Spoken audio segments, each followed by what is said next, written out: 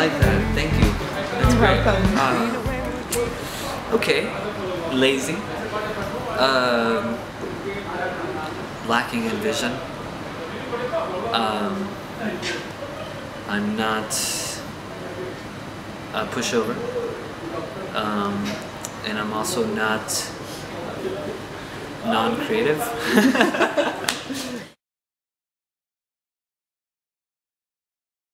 Definitely. I mean, growing up in a church setting really allowed me to experience being in front of people and singing and learning how to organize things and organize people's schedules and stuff like that. It was practically a job, and to a point where I did get paid for it, and it was my job. And being in a band really gave me the experience of learning what it was like to be on the road and how to, you know, how to book tours and how to schedule, you know, events, etc., etc. So when I became a solo artist 2 years ago, I really just kind of took everything and mapped it all together, and I learned that, you know, in spite of my Christian roots, I learned that there was more to say with music and with people that most people wanted to hear about, and it wasn't so much about religion, it was more about music and passion and the art of it, and which I personally don't have a problem with. I wanted to accentuate that that factor in music, and which I think is kind of what people relate with me a bit more about. It's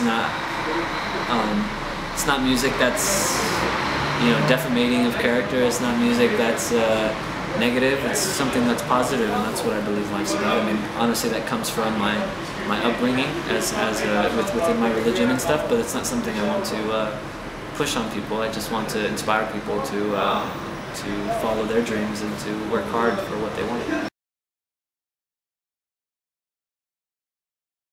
It's a song called Our Voice, which I recorded on my mixtape 1 and 2, and that song I still play sometimes. How old were you? I was 13 when I wrote that song, and for some reason I still play it, but I've done a lot of work with it, and I still play it because I enjoy it, and it's nice knowing that I wrote that song, what, 8 years ago, and I still like to play it, so it's kind of cool. Oh, I enjoy to compose with all the instruments. I don't always have them accessible. You know, since I've been on tour quite a bit, it's mostly just guitar. Whenever I find a piano, first thing I do is jump to a piano and try playing my piano songs. And I would love to compose more on a bass or drums, but all those things, I kind of just imagine them in my head and say, this is what the drums will do on this song, and then I create a beat over, then I create guitar riff over it or piano part over it.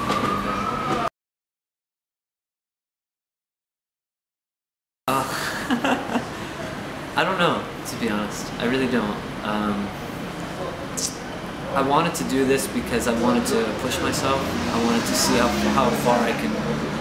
I want to see what my limits were, and I wanted to make new limits for myself. And I wanted to do what most people might think was impossible, and actually make it possible. Because I don't want to just be another musician that comes through and releases albums. I want to be someone who is an artist that connects with people and that hopefully will inspire them for their life, not just for the night that they come see me play.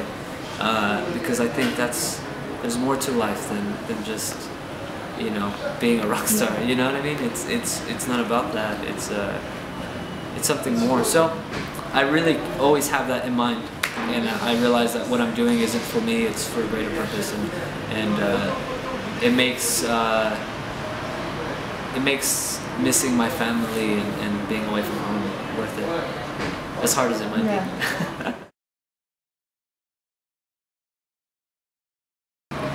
I mean, really, the way I look at it is the past 8 or 9 years of my life have been a preparation of me to kind of, it's been a time that's built me up to this moment now.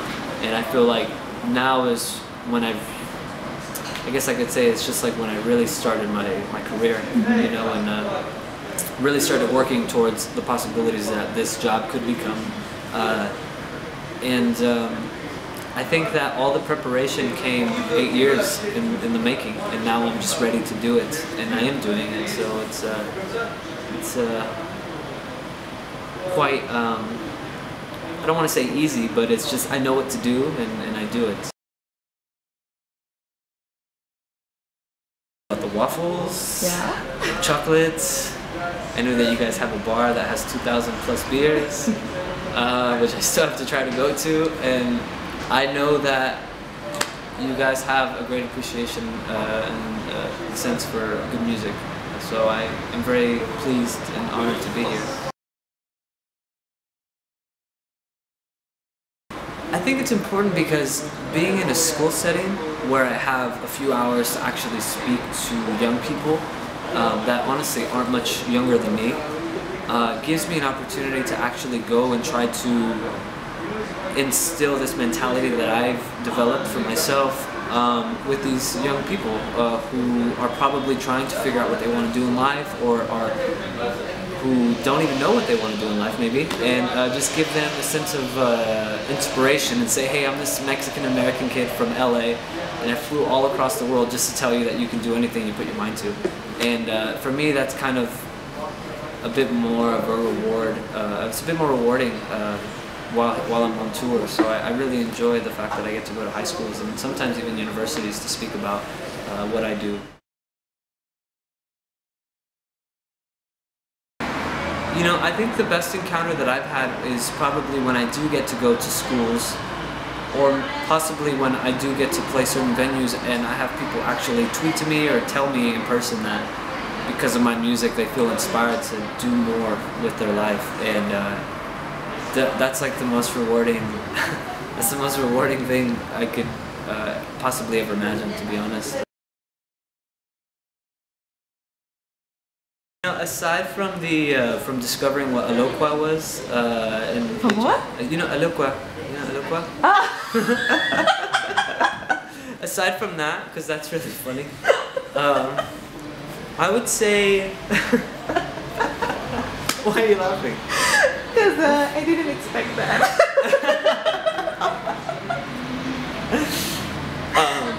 Well, yeah, it's the truth. It was very funny for me, and I would say it's been the times I actually get to pass, because I've played gigs where venues have put me up in a hotel and breakfast and pay for lunch and dinner, etc., and that's all cool. But the times that I get to actually spend time with people at lunch or dinner, or spend the night on their couch or whatever, I realize that there's there's like this majestic moment that sometimes we have where we just get to share and talk about life, and for me, like, those are some of the greatest moments on my tour career, where I just really get to, you know, I feel like a traveling circus, but you know, I get nights where I sit down and we're like in a campfire and we just get to share stories, and to me that's amazing. Most of the time, maybe 60 or 70% of the time, my day consists of waking up at like 8 or 9, going to an interview, and then doing another interview after that, trying to get lunch somewhere, and then going to another radio station. And then the whole time, because we're on foot, or I'm on foot, I'm just like literally taking tubes and transferring here and there, so everything takes an hour to get to, and I'm just carrying all my gear, because then after all those interviews, I then go to the venue and do sound check, and then I do sound check, and sometimes I have an interview before the sound check or after sound check, and then I try to eat somewhere in between there, or I don't eat, and then I play, and then typically I've been playing later in the evening, so I normally headline, but so then I play the gig and get home at around 1 or 2 in the morning and look at the fridge and try to see what's there, and if there's nothing there, then I just go to bed. You know that it's moment. Almost sad. You know that, it's not supposed to be sad. It's just supposed to be real. It's my life. No. The best, but you know, the best part comes in between all those things. But that's just the standard agenda. But everything surprising and everything majestic is in between those moments where I'm like, wow, I'm in Paris, or wow, I'm in Brussels, or like, holy moly, like, I would have never seen this ever in my life, or I would have never imagined that I would wake up and be like, hey, I'm in Brussels, cool. You know, it's just like, it just doesn't happen very often, I guess, but for me, that's my life, and it's amazing to realize the density of my dream and how real that's been becoming for me, and I'm very blessed and very happy for all the opportunities that have been coming up. Yes, I've been writing a lot of music for this new EP that I'm planning to release. Well, no, that I will be releasing in September. I'll be recording in June in Inglaterra, and then from there, it's going to be a live acoustic EP. Okay. So it's going to be in a studio setting, a really nice, beautiful, big studio, and we're going to record it live actually with like do like a documentary where I get to talk about the songs. And when people, I'm going to release it first on iTunes, so people can buy the tracks on iTunes and then also get to see like a 4-minute documentary of me talking about the songs and seeing the performances of the songs. And it's something I wanted to do because this tour has really taught me a lot about the sincerity and trying to be transparent with who I am with people. And I really want to try to deliver that through this new EP. That way when people come to see me live, if they buy the EP, they can really feel like they're getting the same energy or the same tone or color while they're listening to the EP in their car or in their room doing homework, you know? It's a different kind of connection, and I really want to be as, the new songs I'm writing are I write them from a very vulnerable point in my life, and this tour has really been bringing out a lot of that, and I really just want to share that and just be really honest with people, because I think that's what people want and deserve. They don't deserve lies and this made-up story. It's just, this is who I am, and if people enjoy it, then that's all I can really ask for, and I hope I can connect better with people with it. So. That's part of the plan for next year. Oh. Yeah, I plan to release a single in Spanish, which I've been writing, co-writing with someone who writes for a lot of Mexican artists. Parce que next year I plan to tour in Mexico for the first time, and I think that a lot of the fans that I have in Mexico will be pretty happy about it. So I want to also release a single that will hopefully play on radio and allow me to build some more just publicity and fan base in Mexico and also other cities or other countries in Latin America. So it's my first language, and it's Mexico's my home, so I might as well. I'll tell you what I can talk to you about. Yeah. And I can tell you that I am creating or producing hip-hop beats, and a lot of it isn't necessarily so hip-hop. It's kind of just this weird eclectic mix of my genre of soul folk with like a bit of like West Coast like chill step hip-hop beat, and I have someone rap over it. It's just you have to hear it. Okay. The artist that I'm working with, his name is Ro, and it'll be out sometime early next year. Yeah, so we're just working on it while we're across the countries, because I'm touring, and on my downtime I try to produce some beats and just have fun with it. Really, it's just a fun project that me and this gentleman who've built a relationship with each other. I just want to show people how diverse my creativity is, and at the end of the day, that's what I want. I want to be very creative and not just be in a box. Yes, I do sing in French. Yeah. Can you sing a little bit for us?